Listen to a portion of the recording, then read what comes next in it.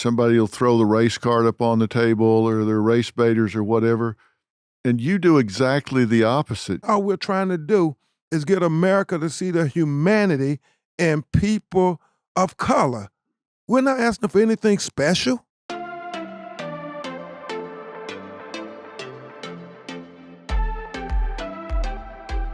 Hey, everybody. Welcome back to Fill in the Blanks. Really special day. You'll understand why. I'm here with my good friend, attorney Ben Crump.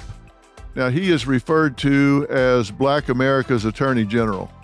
Through a steadfast dedication to justice and service, Ben has established himself as one of the nation's foremost lawyers and advocates for social justice. His legal acumen has ensured that most of the people that are marginalized in American society are truly protected by their nation's contract with its constituency. Now, he is listed amongst the most influential people of 2021 by Time 100, Ebony Magazine's Power 100, Most Influential African Americans, the National Trial Lawyers' Top 100 Lawyers. Now, let me say that again, the top 100 trial lawyers in America, and the 2014 NNPA Newsmaker of the Year. Ben's tireless advocacy has led to legislation preventing excessive force and developing implicit bias training and policies.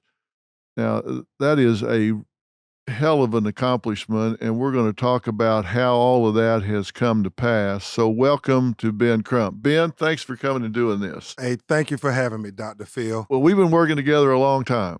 Hey, man, it's hard to believe 10 years since Trayvon Martin. Is that something? Yeah, man. Listen, people always see you in the middle of a firestorm because when people are at the darkest hour of their life, they call Ben Crump. Nobody calls you to let you know how well things are going. Yeah. Really, they call you at the darkest hour of their life when something has happened, someone has been victimized, they've been hurt, they've been in a run-in with the police and it's gone really bad. They're overwhelmed by the system. And they call you. People always see you in the middle of the firestorm, and I'm going to talk about some of that, but I want people to take a few minutes to get to know Ben. How'd you get in the law? You know, Dr. Phil, when I was 9 years old, growing up in Lumberton, North Carolina, a little small rural southern town, being raised by my single mother who worked two jobs. In the morning, she would wash hotel laundry and clean rooms, and then she would come home and put some food on the table and then go to second shift at the Converse shoe factory and work second shift. Wow. And did everything in her power to keep food on the table, a roof over our head, and hope in our hearts. And everything I am to be is because of my mother and her sacrifices for us. And so when I was in the 9th grade, they had Brown versus the Board of Education with school desegregation. And you remember the Supreme Court edit was with all deliberate speed. Well, all deliberate speed in Southern North Carolina did not happen until 1978 from 1954. And so they then integrated the schools and they took us little Black children from South Lumberton literally across the tracks to the north side of town, which was the white community that had the newer schools, the newer technology, newer facilities, Right. new books, everything. And I just remember one day, Dr. Phil, on the school bus, coming back across the tracks. And when we got to South Lumberton, I observed the dilapidated buildings, like our little elementary school falling apart. You saw the broken down cars on the road. You saw the, houses that had boards on the windows that were vacant. And I just kept thinking to myself, I wonder why people on a certain side of town seem to have it so good, and people on our side of town seem to have it so hard. And my mother told me the reason we got to go to the new school with the new books, new facilities, was because a man named Thurgood Marshall and Brown versus the Board of Education. And from that moment, I made a decision when I grow up, I want to be like Attorney Thurgood Marshall and be able to fight for people in my community and people who look like me to have an equal opportunity at the American promise of life, liberty, and the pursuit of happiness. And from that day to this one, I wake up with the same objective. Well, it comes out. You feel it in everything you say, everything you do. And I can attest in working with you for over a decade that when you deal with Ben Crump, what you see is what you get. I work with a lot of lawyers that they've got their television persona and they'll put on a show. Then when they're off camera, the passion's not there. They don't have that empathy for their clients. You're that one person I can say that absolutely is not true of. You are the authentic, real deal. And every time I've dealt with you with your clients, they know it. I know it. Anybody that deals with you know that you genuinely care about the people that you deal with. You know, Dr. Phil, I think we've been blessed. A lot of us been blessed for God to give us a purpose for living. You know, He gave me the education, the law school degrees, this great legal team I have worked with us. And shame on us if we don't try to use the blessings to help others. And so I know sometimes, you know, everybody's not going to love you. You understand that going in, but you say, hopefully they will at least respect me for trying to, you know, follow my calling in life and live up to what I believe is to be right. And I'm not saying I know everything, but I'm saying I want to do the things I believe in my heart are right to do. And so that's what I hope comes across. And it's funny, Dr. Phil, it's been 10 years, man. I can't believe Yeah. since we did the Trayvon Martin show, and so much has happened, but it's still the same. We're fighting for all of our children to have a better world. And I'm never trying to be anything I'm not. I'm a country lawyer, and I'm fighting for marginalized people. When you opened your practice, and of course, you had to go through college and law school, all of that. What is the biggest obstacle you've had to overcome, you think, in getting where you are today? You know, when I think about the challenges, I think it's not so much what I had to overcome per se, but how America had to finally acknowledge that there were implicit biases, if not outright racism and discrimination. You know, when we were younger, we would go into courtrooms and we would fight for our clients and almost get put in jail ourselves because the court system, everybody said that, you know, Black people really didn't matter. We were insignificant, kind of irrelevant, certainly thought we were inferior. And so the whole time I'm going up to the judge and the jury and I'm challenging them saying, well, I know you can recite the Declaration of Independence, but what I want to know is if you believe in what the Declaration of Independence says. Do you really believe it when you say we hold these truths to be self-evident that all men are created equally, that they're endowed by their Creator with certain inalienable rights, that amongst them are life, liberty, and pursuit of happiness? Well, if you do, that applies to Black people too, brown people too, Native Americans. You got to accept that we are all equal. And if you don't accept that, then this dead Black boy who was shot by the police, we've lost this trial before we begin. And so you have that real conversation with the judges, and some of them don't like that. And I'm saying, well, I don't know how to tone it down, Judge, because my client lost his life And we're trying to make sure that somebody acknowledge his life mattered. If you're voir dire in a jury and you've got a white defendant over there and you got a white judge for sure, and you got a white defendant and you're facing a jury and you're having to find those people that have their mind made up just simply because the victim here was black and you're black. When you're talking to them on voir dire, do they out themselves? Do they hide?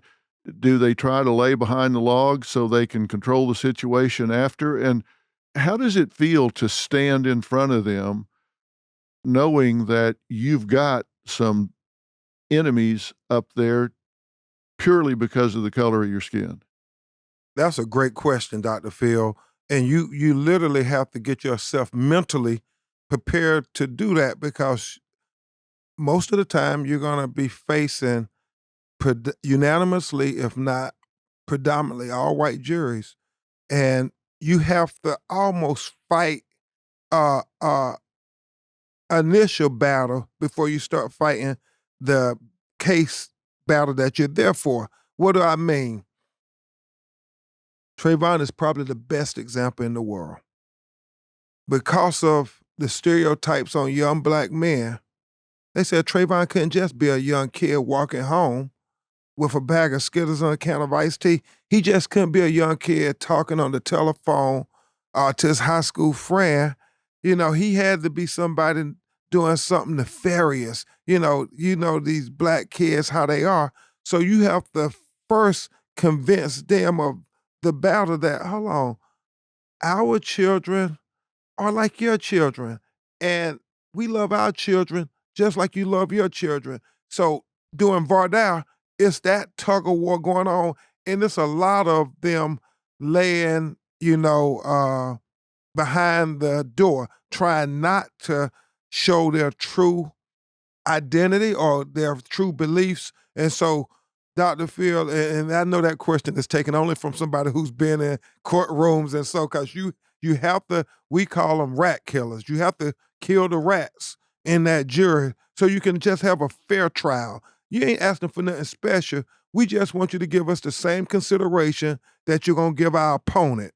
And so we used to that, and that is something we've gotten really good at. That's why I always ask that Declaration of Independence question, and I go down through each witness, and the judge, the other side would object, and I'll say, well, Judge, we got to ask this question before we can move on, because if not, we can't have a fair trial here. And even though the judges sometimes get upset at us, they at least relent and let us do it, because they understand, too, the goal is to get a fair jury, or we won't have a good trial. And people forget sometimes that we don't pick juries, we're deselecting jurors. And so you're trying to get those out of there that are just waiting to get even, waiting to run their agenda. And if you don't get them out, you're done before you start.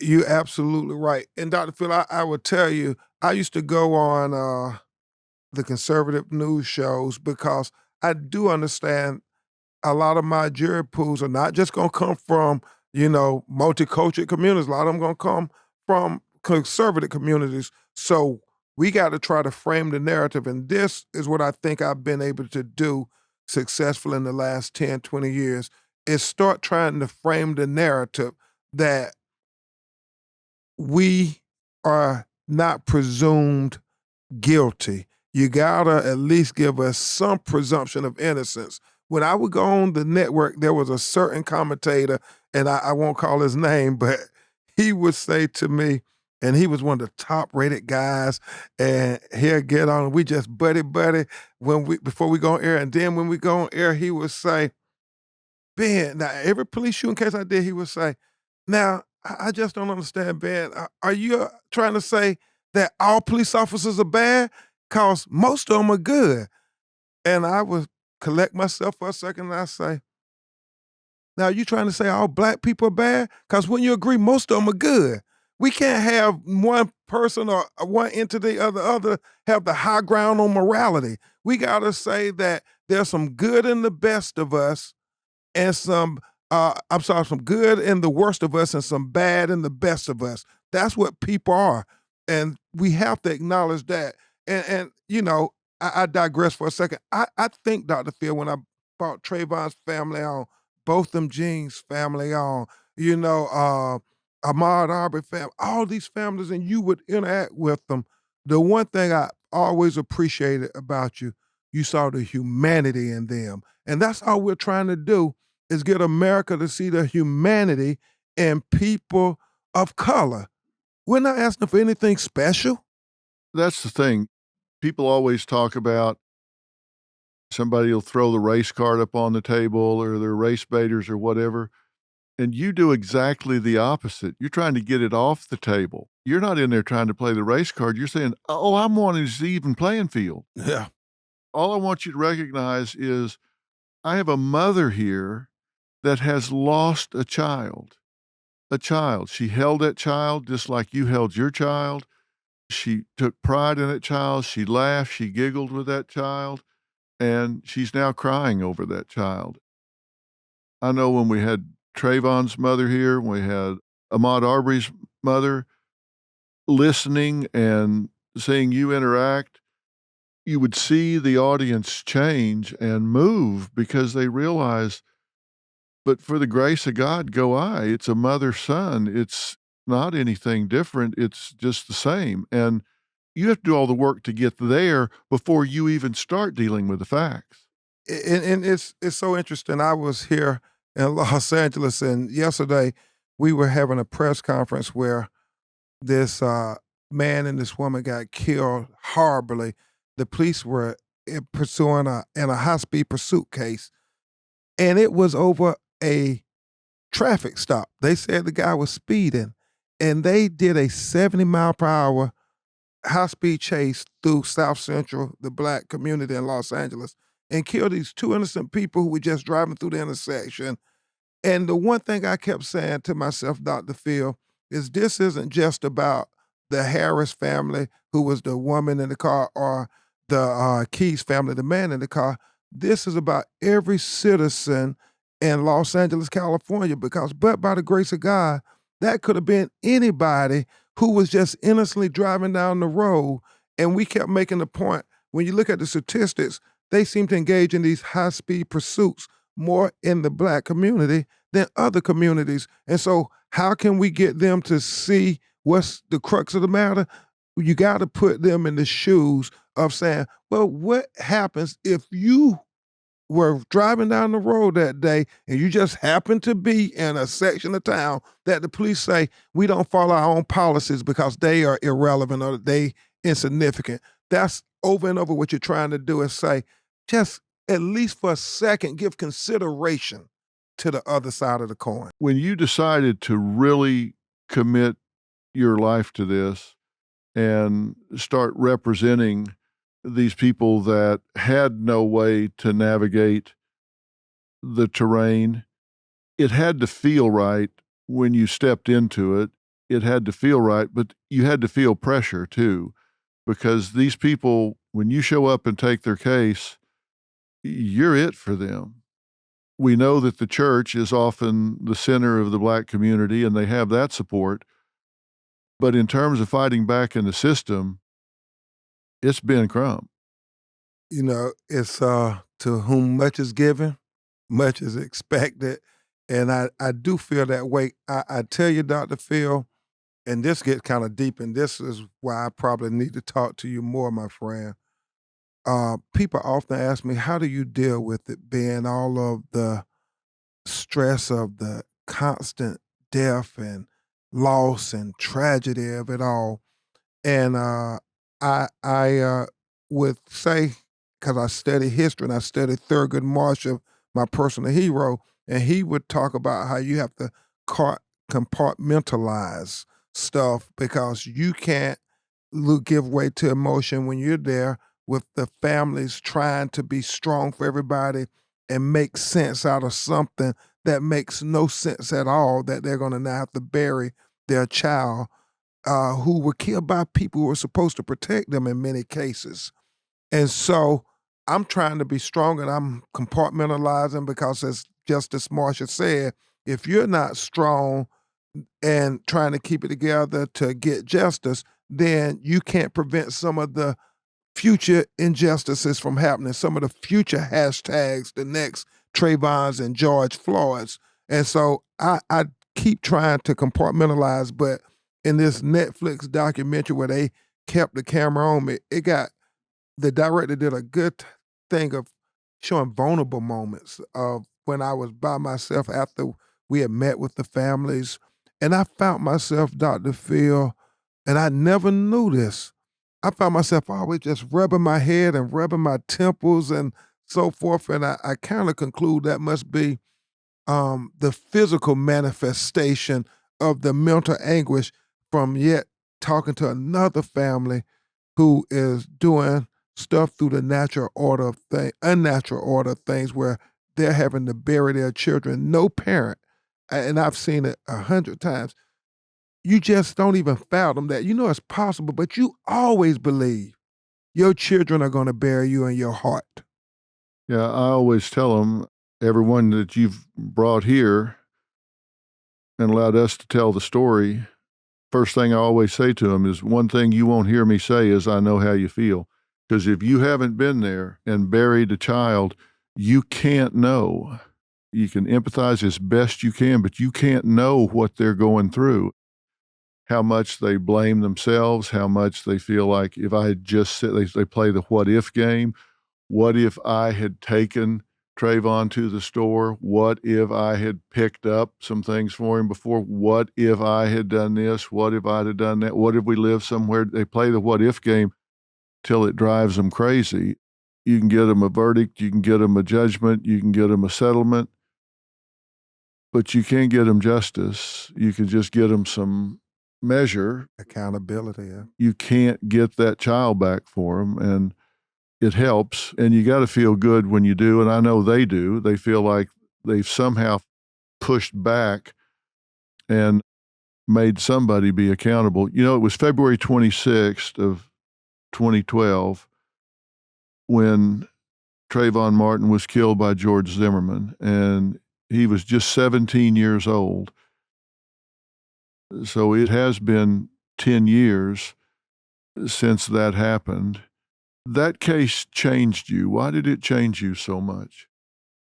You know, the reason Trayvon changed me, as I've often said, Dr. Phil, is, and this is a very hard pill to swallow. Most Black people in America had, even though we hadn't gotten used to it, we had become accustomed to the police could kill our children, and they often got away with it.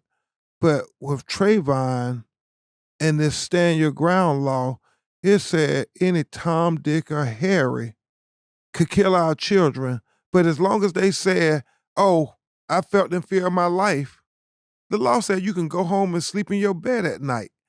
And you said, man, hold on, how is it you can kill my child who's unarmed and your word is the gospel and you get to go and sleep in your bed at night?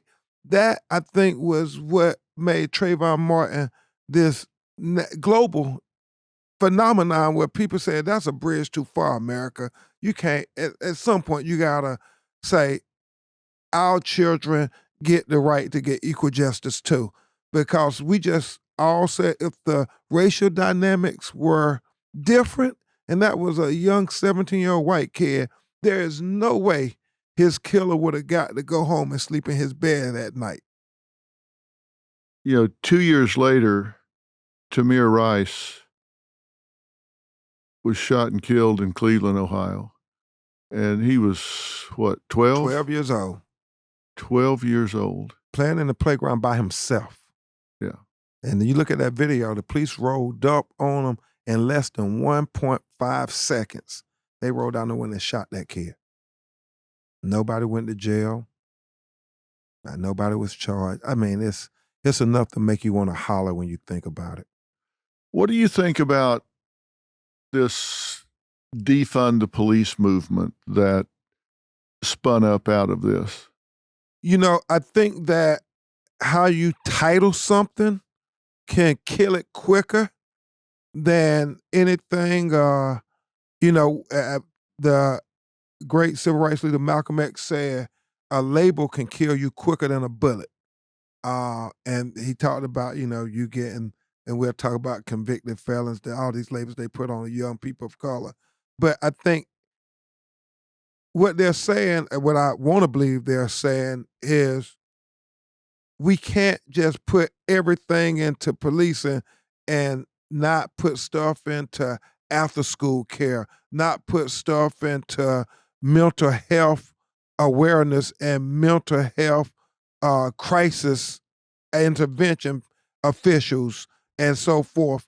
And so that's what they should have been saying, talking about let's spread the resources out to be community partners versus saying, let's just take all the money from the police budget because they're not doing any good for us. No, we need police. Police have a vital role that they serve in our society. And so you would never hear me saying defund the police. What I will say is, how can we reimagine community safety? How can we imagine public safety? That's what we need to be identifying it as. Well, I've talked to a lot of Black business owners in communities, and they don't want less police. They want their businesses protected. They don't want to be robbed, accosted. They want protection. And they just don't want to be afraid of the people that are protecting them. So, first off, I think defund was the wrong word. Defunding never happened. They may have taken $1 million from this department, but then they spent it in overtime. And if it went down, the whole city budget went down. And now they're talking about refunding. But the whole point to me is you've got to get back to doing two things. One is community relations. Mm-hmm. You put officers back on the beat where they're walking the streets and meeting the people and knowing them and shaking their hands and understanding who this young man is and who that young man is and all, then you really have community relations. It's not just some stranger rolling up in a squad car and shooting somebody in 1.5 seconds. Then the other is, it's not about taking money away from the police. It's about putting more money into certain areas, because what you say is exactly right. If you put money into mental health, if you put money into the community, there are violence clusters in communities, and it is very clustered. You go into certain neighborhoods, and there might be a 28 square block neighborhood, violence clusters within even 2 or 3 blocks within that neighborhood. That's where all the bad actors are. And you can go in and focus on these micro clusters, and you don't even have to go drop the hammer there. You can go in and talk to those young men and offer them alternatives, give them some choices and some education and help. There's so much that can be done, but you've got to have police for what's happening right now today. If you have a home invasion today, you want a cop to show up today. But this is stuff that can be done that can help 6 months from now and a year from now. We need to do both. We need to have police, and we need to have people working in the neighborhoods, so we don't need so many police. Yeah, and what you really want is a community partner in the police. For instance, I think what you said about walking the beat, being able to know the people who you are assigned to, that's huge, because I think a lot of it is ignorance of people. You don't know them. But if I knew Arthur, I knew Chris, and I knew their son or their daughter, and I came up on a situation, I'm less likely now to have my guards up that I got to shoot so fast, because, no, I've interacted with Arthur and Chris, and we've coach the police athletic league, because they used to do those things in the community, and we have to get back to that. I mean, you get to know everybody in the high schools and the middle schools, all those young people, because during the summer, while they're out of school, you come and coach the basketball team or you coach Exactly.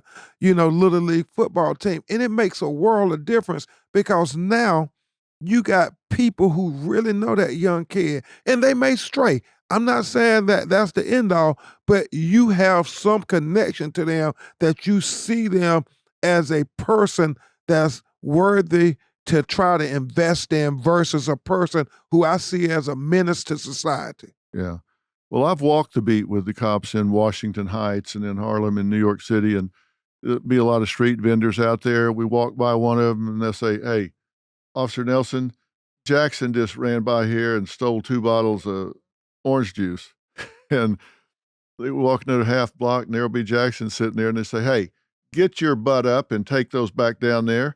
It's not about putting them in jail. It's not about arresting them. I mean, the guy's suffering from some mental Yeah. problems. Get up and take those back down there and leave her alone. It's solved right there. Yep. It's not about arresting, putting him in jail, increasing incarceration. They solve it right there. Say, "Don't make me come back down." "Okay, I'm sorry," and it's over. Yeah. That's what happens when you know everybody and you're walking the beat. And I think, Dr. Phil, the solution can't always to pull my gun and shoot. No. I mean, that's what I struggle with. So many times you see these. There was one in San Bernardino, Rob Adams, the kid running away again, and you like, man, why shoot? It's all on video. Like, why do you have to shoot? Why is that the solution every time? And if you're a cop, why would you do that? Because you know this is on video. And that's the thing. And I don't want to get too political, but you think about the great restraint they showed on January 6th. Just great restraint. Man, why can't black people ever get some of that kind of consideration? Yeah. Yeah, you would think, wouldn't you? Yeah. I mean, hey, I have to say this because I wouldn't be being Ben Crump if I didn't, Dr. Phil. Can you imagine if that was Black Lives Matter on January 6th? Yeah, no, that'd be a different situation, wouldn't it? Oh, man, they would have shot so many people.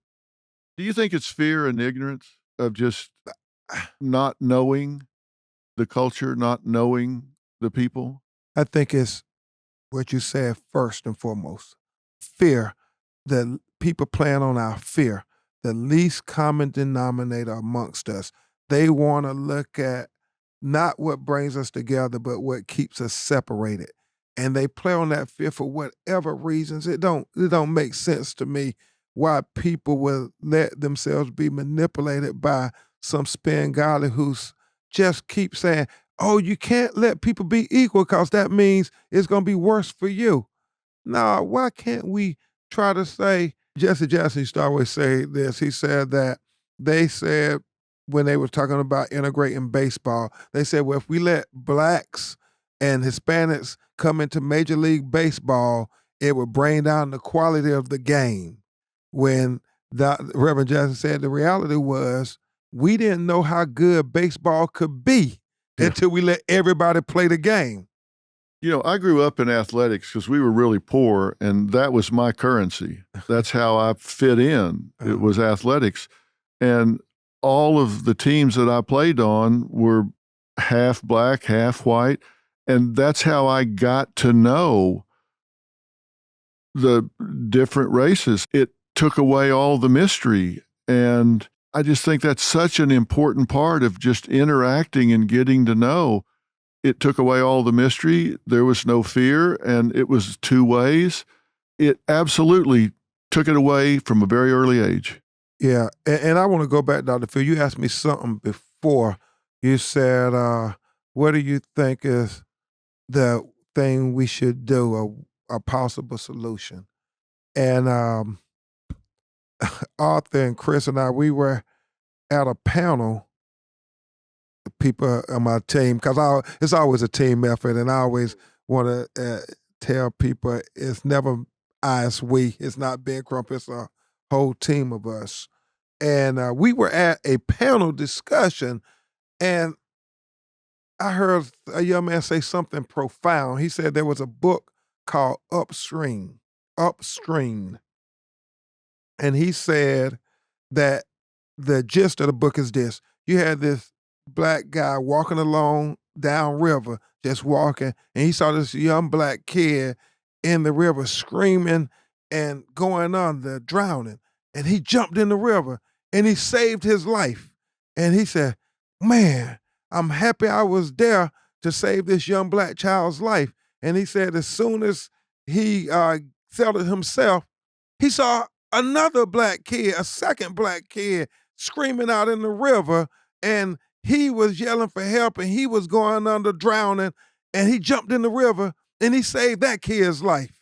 And then he said, I was happy I was there because this kid would have drowned had I not been there. As soon as he was patting himself on the back, Dr. Phil, he said he heard a third young black kid in the river screaming and asking for help and coming down river. He jumped in the river and he saved that kid. And then he said, what the hell I want to know is who keep throwing all these black kids in the river? And he said, we can't wait to be dealing with the issue downstream. We got to go upstream and prevent them from throwing so many of the black kids in the river. And so the key is prevention and all these social ills, whether it's policing, mass incarceration, whatever. We got to try to deal with the problems before they get downstream. What a great way to say it. Yeah. What a great way to say it. And if the country listens, it'll be so much more economical, so much more effective. Amen. And think of what a talent pool is being wasted by not harvesting these young black minds that are going astray when they could be contributing so much in terms of being doctors, engineers, brilliant minds that aren't being harvested because they're not getting the opportunity. Yeah. And they're not getting the equal opportunity. And that's all you want is an equal chance. And I always keep saying that we ain't asking for nothing special. Just let us have that equal opportunity, the American dream. That's all anybody's asking for in this country. Yeah. Too much waste. So much talent, too much waste. And you're a good example. Yeah.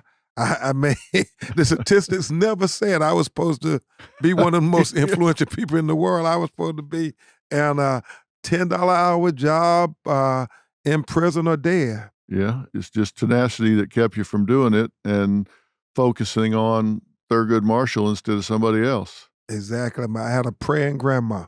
Well, if you want to know more about Ben Crump, all you got to do is Google his name and you'll find out. But go to Netflix. The documentary is Civil, Civil, Civil, and it's already been looked at by 20 million plus people. You'll learn a lot about who Ben Crump is. I know him. I've known him for over a decade. He is a good man. I would trust him with my back 100 out of 100 times. And if you get to know him, you will too. You'll see him on my show every chance I can get him here to talk about things that matter to people who care. He is a social warrior. He is a civil rights lawyer. He's doing things that matter, and he's doing it in a rational and reasonable way. He's helping people that, but for him, they would be left to their own devices. Ben, I know you got to catch a red eye out of here. Thank you for coming and spending time with me today. I love you, brother. I'll see you soon. Love you too, man.